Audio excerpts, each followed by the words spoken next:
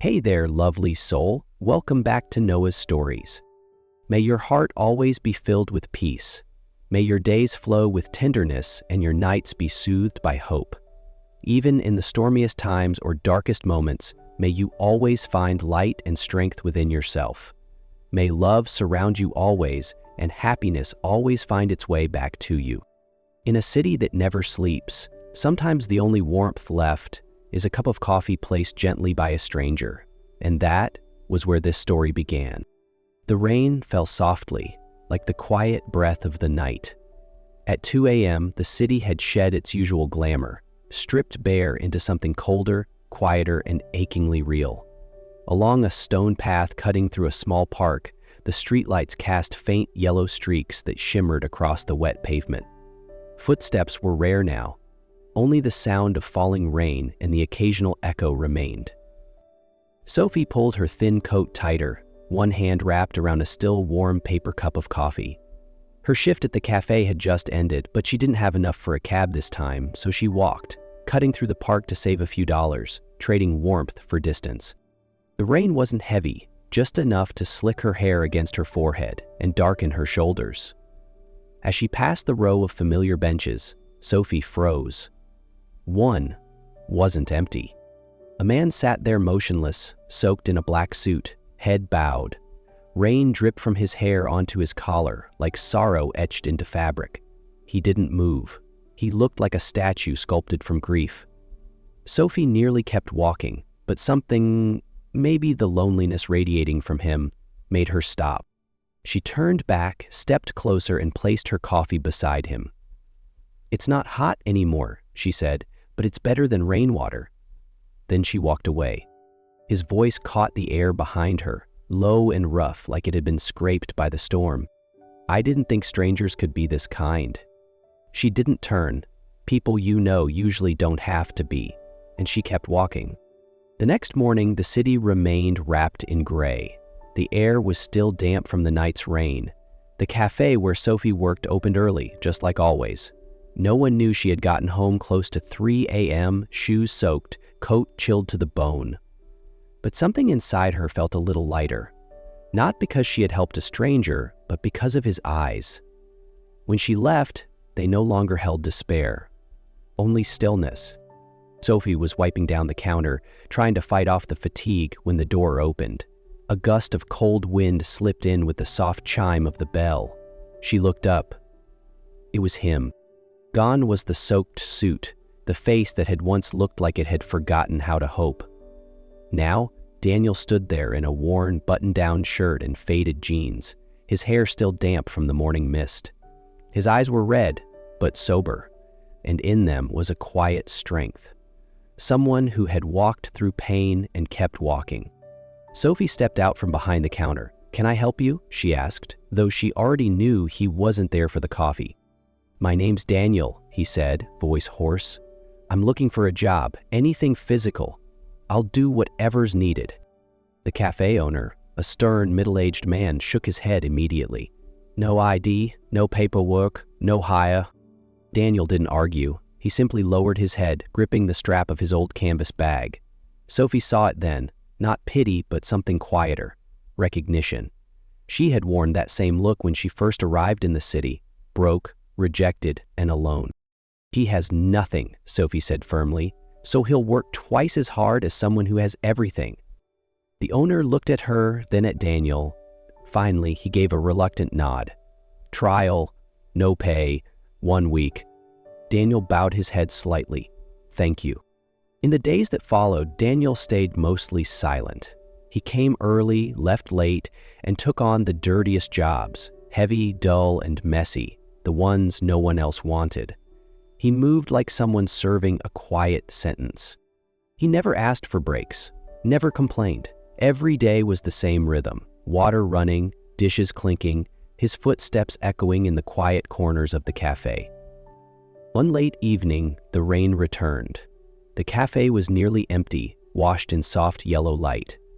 In the back kitchen, Sophie sat slouched at a metal table, arms wrapped around a cup of cold tea. Her eyes were shut, but she wasn't asleep. Daniel passed by, then came back. He poured a cup of warm ginger water, set it gently in front of her, then sat across the table. Neither of them spoke. "Why do you wash dishes?" she asked. Not out of curiosity, but more like a quiet question at the end of a long day. Daniel looked at the small candle flickering between them. His voice was low, steady, nearly a whisper. "Because I'm not as clean as I used to be?" Sophie opened her eyes. No surprise, no judgment. She simply nodded as if she'd known the answer before asking. "My mom died when I was 13, she said after a pause. "My dad left with another woman. I survived by washing plates, wiping tables, and learning not to trust anyone." For the first time, Daniel looked at her, really looked. His gaze didn't drift, and in the silence, something unspoken passed between them. Not pity, just the quiet understanding of two people who carry different versions of the same bruise. Since that night, something had quietly begun to grow between Sophie and Daniel. Not clearly, not quickly, but gently, like morning light through a fogged window. Daniel still didn't speak much, but his actions were full of quiet intention. He folded towels with perfect care, scrubbed glasses until they sparkled.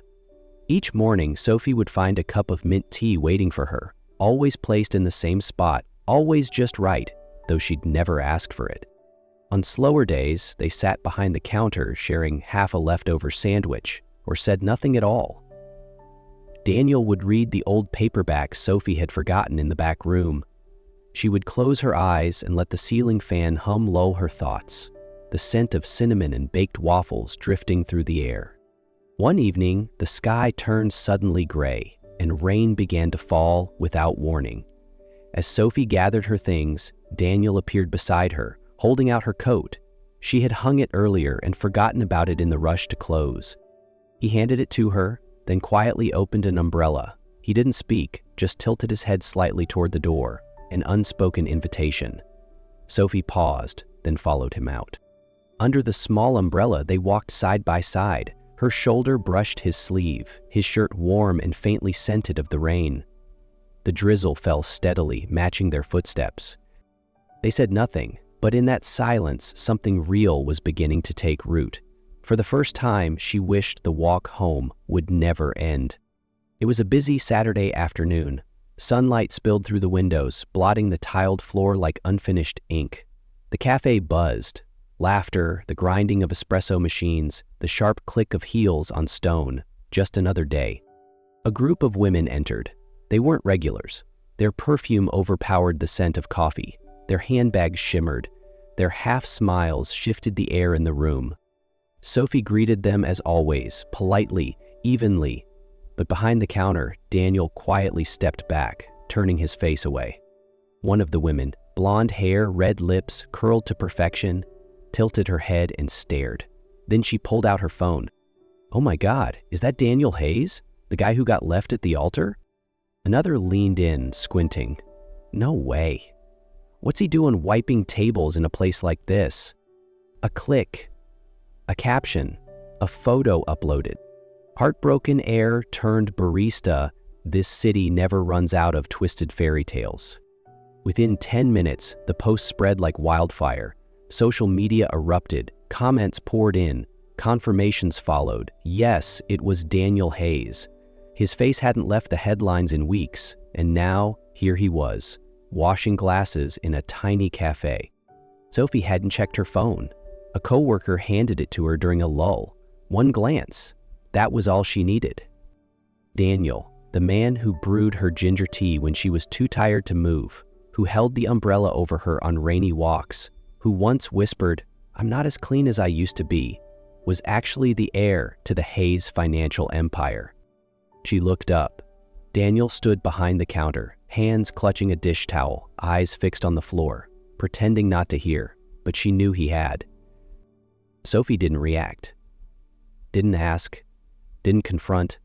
She turned back to the customers, smiled when expected, nodded when required, as if her entire world hadn't just shifted. That night, after closing, she quietly folded her apron. Daniel entered the back kitchen, silent. "I should have told you sooner," he said gently. "I didn't mean to lie, I just needed to disappear, and you were the only part I didn't expect." She turned. Her eyes were calm, but cold. "You said you weren't clean because of your past," she said slowly. "I understood that. What I don't understand is, when I finally started to trust you, why didn't you trust me back?" He stepped forward. She raised her hand.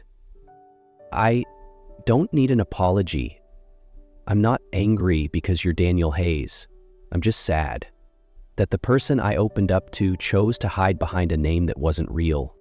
She placed the apron on the table, gently, like setting down a final goodbye, then turned and walked away.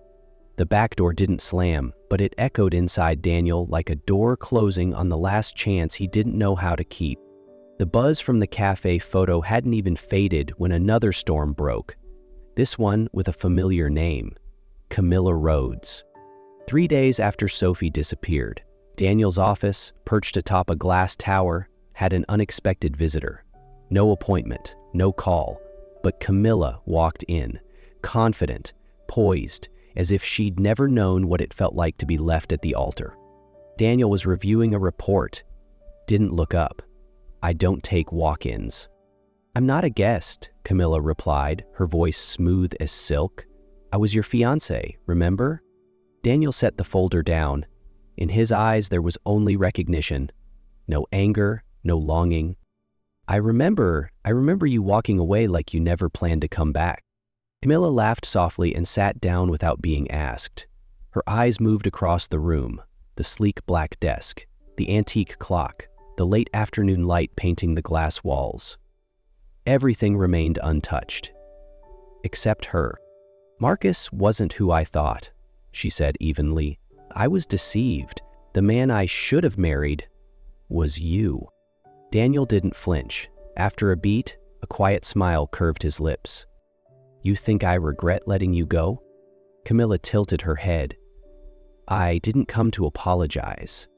"Good," Daniel said coolly, "because I'm no longer standing at the altar waiting for anyone." The air stilled, but Camilla didn't back down. She pulled out her phone and placed it on the desk. On the screen, a photo, Daniel and Sophie in the cafe. The way he looked at her said everything. "She got to you," Camilla said softly. "But I've got the photo, the story, the media. If you don't come back to me, even just publicly, she goes down with you. The cafe girl who conned a billionaire? This world eats that up." Daniel's hand curled into a fist, a vein pulsed at his neck, not from fear, but from restraint. "You always knew how to weaponize what you had," he said. "And you always knew how to lose the ones who saw it," she shot back. Camilla stood, sharp as glass. "Think carefully, Daniel. Once I start, I don't stop." The door clicked shut behind her.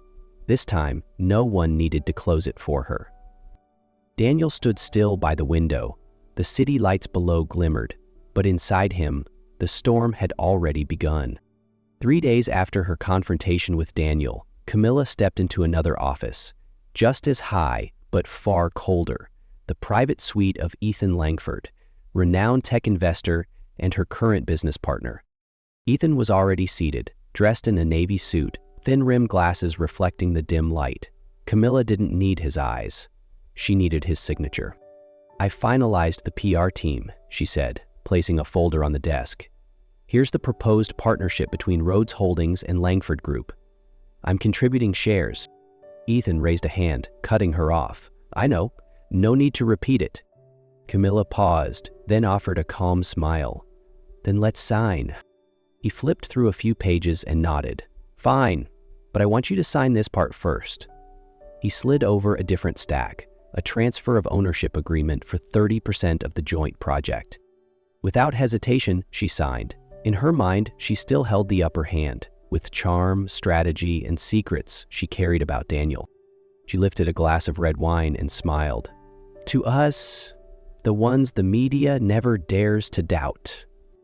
Ethan raised his glass too, but didn't clink it. He simply sipped, quiet and cold. Camilla narrowed her eyes. "What, not happy I came back?" Ethan set his glass down, pressed a remote. A screen lit up behind him, playing audio, Camilla's voice recorded days earlier. If you don't come back to me, she goes down with you. I have the photo, the story, and the contacts." The clip ended. Ethan folded his arms. His gaze no longer held warmth. "I'm not surprised you came back, just surprised you still think you control everything." Before she could speak, he laid another folder on the desk, a court order freezing Rhodes Holdings accounts under suspicion of money laundering. Camila shot to her feet. "What the hell are you doing?" Ethan's smile was razor thin. "You thought I was the buyer. I'm not. I'm the seller, selling greed, and you just paid far too high a price." A month had passed since Camila walked out of Ethan's office, empty-handed. The media eventually quieted, but not everything returned to what it once was. Sophie had left the city. No one knew. No one asked. Daniel only found out from a book order receipt. Her name was listed as the recipient. The note read, "Morning shift manager, available after 9 a.m. He didn't call, didn't write. He simply stepped away from everything, resigned from the board, sold off part of his shares, cut PR ties, and left. The road to the seaside town was quiet, winding. No traffic, no crowds, only waves crashing gently, the scent of salt, and the kind of air that feels like an unspoken apology. The bookstore sat at the end of a cobblestone street, its pale blue paint faded from the sea breeze. A wooden sign carved by hand read simply, "Second Chapter." That morning, Sophie opened the shop like always. Sunlight spilled through after a night of light rain. She dusted covers, rearranged books, little rituals that had become her calm. The wind chimes stirred softly. She looked up and froze. Daniel stood there, no suit, no luxury watch, just a man in a worn canvas jacket and faded jeans. In one hand, a bouquet of wild daisies, the flowers, she once said, were cheap, but the strongest. In the other, a familiar paper coffee cup, just how she liked it, not too strong, with a twist of dried orange peel. He didn't step inside, didn't speak, he just looked at her, with no armor, no pride, only quiet sincerity. Sophie walked to the counter, opened a drawer, and pulled out a weathered notebook. Its cover was faded, the pages soft with time. She placed it in front of him gently, like laying a flower on a resting place. On the cover, written by hand, "Leave your trust, reclaim what was never lost." A week later, the country's most watched talk show aired a live special featuring a long-anticipated guest, Daniel Hayes. The stage was simple, 2 chairs facing each other, a wooden floor, and a soft LED backdrop that displayed just one line, "When kindness finds the right heart." Daniel arrived on time, no suit, no tie. Gone was the polished CEO persona, just a man in a pale gray shirt and scuffed leather shoes. The host smiled gently. "Thank you for being here. Honestly, we didn't think you'd say yes." Daniel nodded, his eyes not searching the camera, but looking through it, past it. The first question came directly. "You were once at the center of a media frenzy. Then you disappeared. Now you're back, but as someone completely different. Why hide who you were from the start? Was it some kind of test?" Daniel sat up straight, eyes steady, no deflection. "I wasn't testing anyone," he said slowly. "I just didn't want to keep living as a name measured by job titles or account balances." A pause. The host continued. "And the woman, the one who made you stay at that cafe, who was she in your journey?" Daniel gave a small, genuine smile. "She didn't save me. She just placed down a cup of coffee, no questions, no expectations. And through that, I realized there are still people who believe in kindness, not because of the name I carried, but because of how I showed up." The question everyone had been waiting for finally came. "So, are the two of you still together?" Daniel paused. His gaze didn't meet the camera. It drifted somewhere far beyond it, to a place only he could see. "I won't answer for the present," he said softly. "I just know that every morning I wake up a little earlier, make a cup of coffee, and hope to see that smile walk through the door." The host didn't press further. She understood some stories deserve to stop at the edge of a door left slightly ajar. As the camera slowly panned out and the stage lights began to dim, It caught one quiet detail from the audience seats. A single paper coffee cup, the same kind used at the old cafe. No one knew who placed it. No one confirmed anything. But the audience, they knew. Or maybe they just wanted to believe she was still watching. Because sometimes love doesn't need to walk beside you. It just needs to know that somewhere out there, someone still hasn't let go of hope.